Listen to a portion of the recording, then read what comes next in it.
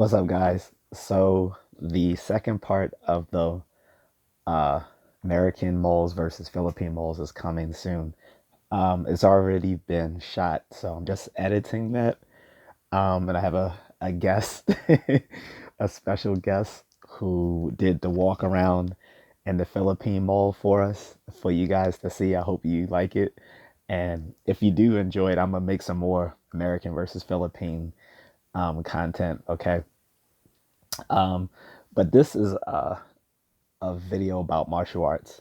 I just wanted to give the heads up that the mole video is coming very soon. So just as as a point of full disclosure, I do not yet have my Jeet Kune Do certification. However, I have been practicing it for a number of years under different instructors who all have lineage through Dan and Asanto. So it's all legit Jeet Kune Do instructors with whom I've had training under. But something that kind of annoys me is when instructors are not the ones I've trained with. By the way, I'm talking about instructors that I've seen online on YouTube and elsewhere. Is that they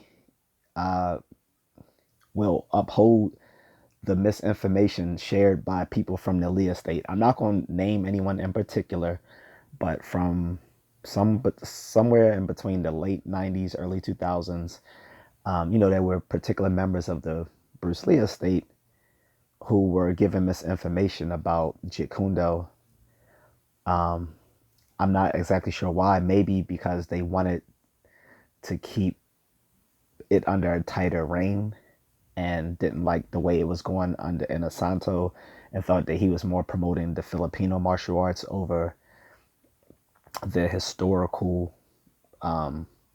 curricula taught to him through Bruce Lee and Taki Kimura and so forth. But in any case, the misinformation goes that Jeet Kune Do is mainly comprised of boxing, Western boxing, fencing,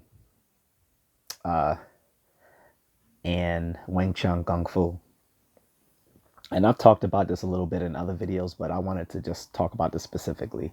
So I was recently watching a new video put out by someone talking about Jeet Kune Do. The person is a certified Jeet Kune Do instructor under a vetted person in the lineage, and for some reason brought up that just patent falsehood that Jeet Kune Do is mainly comprised of boxing, fencing, and Wing Chun Kung Fu, which is just it's like, as I said, it's patently false. When you look at the kicks in Jeet Kune Do, where do those come from out of those three arts? Boxing, Western boxing has no kicks. Fencing has no kicks, nor punches, nor anything else not dealing with swords. And Wing Chun Kung Fu has limited footwork, very limited, and they're not used in a way that it would be to like really put someone down, but it's kind of used to kind of bridge the distance to a closer quarters where you can fight with someone. And I mean, depending on how you've trained the Wing Chun Kung Fu, there's really only two or three kicks: a front kick, a side kick, and maybe some variation of a hook kick, depending, or a knee. But where would you find the sorts of kicks that you find in Jeet Kune Do, like spinning back kicks and even a side kick? There's different ways to throw the side kick in JKD, only one of which comes from Wing Chun. The other two are not Wing Chun Kung Fu. And again, they're not coming from boxing and fencing. Where else are they coming from? So the person does acknowledge, as does the member of the Bruce Lee estate, this he does have some techniques and concepts that come from something other than those three styles, but mainly attributes it to other kung fu styles, like northern kung fu and southern kung fu styles. The northern kung fu styles, which would have more kicking in it. Okay, sure. But these techniques that we've trained in, literally we use the names for them from where they come from, the styles, and I'm going to mention them in a second. And they're not from northern kung fu. They're just not, as are many of the other concepts. Now, when I first started training in Jun Fan Jeet Kune Do, um, there was no longer this edict coming down from the Lee estate to say that there's only three styles that comprise Jeet Kune Do: boxing, fencing, and Wing Chun Gung-Fu. Back then, they used to tell us that Jeet Kune Do was actually made of about 26 different styles. Now, that doesn't mean that we practice techniques from every 26 styles that Bruce Lee has studied. Rather, that 26 styles in which he had done research had heavily influenced what he came to call Jeet Kune Do. Now, obviously, Wing Chun was a heavy influence because, in fact, as I mentioned in a previous video, Jeet Kune Do was the evolution of Bruce Lee fighting style, which was comprised of actually three different styles to make up one system. So now we kind of just give it the umbrella term, Jun Fan Jeet Kune Do, as an umbrella term to comprise these three different styles that make up his system. The first being something he just simply called the art of Kung Fu, which was it was mainly just Wing Chun Kung Fu mixed with some other Kung Fu styles, as Bruce himself never um, finished his Wing Chun training before coming to America.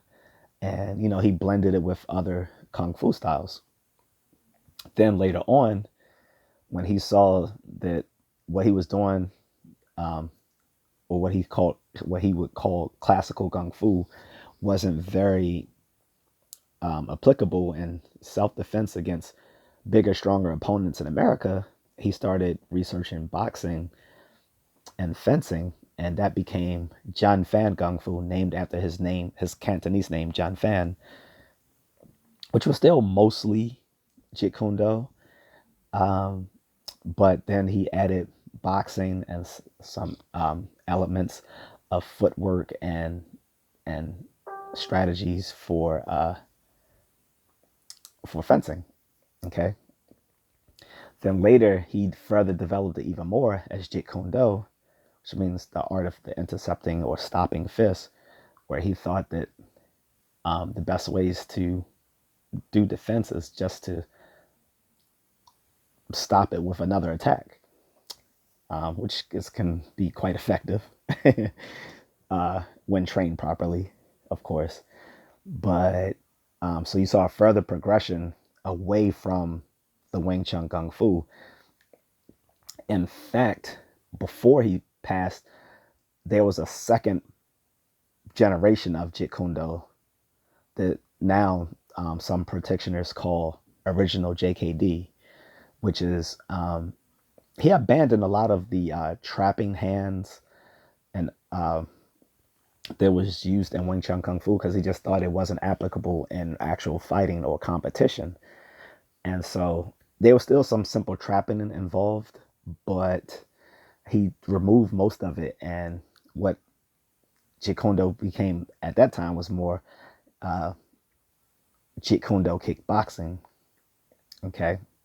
Now the later on you had the schism between the original JKD people who taught and practiced JKD as Bruce Lee did right before he passed, and the JKD concepts people, which was the people who wanted to embrace all the different arts that influence Jeet Kune Do, as well as research other styles as well. But they still teach the historical Jun Fan Kung Fu Jeet Kune Do, as was taught by Bruce himself. So that was it. But as I mentioned, there were styles that he that had heavy influence on, and from which he actually took many techniques from, and that he told his instructors such as Dan Inosanto and Ted Wong to incorporate this in their curricula and in their own personal practice, which was Savate, which is a French kickboxing style. A lot of the kicking that you see in Jeet Kune Do comes from Savate. He also researched Muay Thai at the time. However, he didn't get a chance to practice it himself before he passed away, which Dan Inosanto remedied when he became friends and partnered with Ajahn Chai Surasute, who taught him Muay Thai and certified him, and it became a part of the JKD curriculum. But he did have a heavily influence JKD by Muay Thai, or at least what Lee thought was he was doing as Muay Thai at the time, with looking at the rear elbow and the rear roundhouse kick, the way they practice it. Okay. Then there was the influence of Filipino martial arts on Bruce, that was taught to him by Dan Inosanto. And you see this in his movies when he's using the eskrima sticks, the nunchaku, the staff. All of those are, he's doing that with using Filipino weapons. And yes, nunchaku is a Filipino weapon, not just Japanese. In fact, many of the traditional karate weapons were first used in the Philippines and probably made its way to Okinawa through their trading. But that's a different story, and I've covered that in another video. The the case being that you see so many other styles influencing JKD rather than just Wing Chun Kung-Fu, boxing, and fencing. You also see him doing a lot of grappling. Now, the grappling was never actually added to the the, the original JKD curriculum, but he wanted his instructors and students to learn it, but he didn't make it a part of his curriculum himself. One of his most important students, Sifu Larry Hassel, who died and who I get my lineage under, actually started a Jun Fan JKD grappling school, which emphasized all the grappling, which is now very famous now through the MMA. Like, he emphasized judo, wrestling, and jujitsu. Okay. Not Brazilian jiu-jitsu, not then. That's part of it now. But he made it a part of his JKD curricula. But it wasn't part of the classical Jeet Kune Do curriculum. But he was heavily influenced by judo and jiu-jitsu and wrestling through people like the judo Jean LaBelle. Rest in peace to him. Okay. But and judo Jean LaBelle actually trained him, I think, in when he was filming the movie Longstreet. So, in any case, I don't want to get too much into all of that different stuff. Just to say that it's just patently false to say that Jeet Kune Do is made up of Wing Chun Gung-Fu, boxing, and fencing. Like I said, I can pick out all the different elements: Savate, Muay Thai, Kali. Okay, those those have heavy influences. You see the other kung fu styles, of course, and there's too many of them to name. From Chin Na, Southern Praying Mantis, Northern Praying Mantis, Eagle Claw, Hungar, a little bit of Tai Chi, and so on.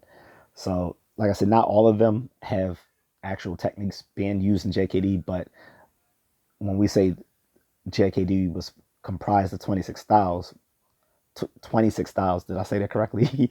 It was influenced by 26 styles, of which he did take some techniques from those different styles. Some he took their concepts and footwork and so forth and added it to JKD, which made it a hybrid martial art and the father of MMA.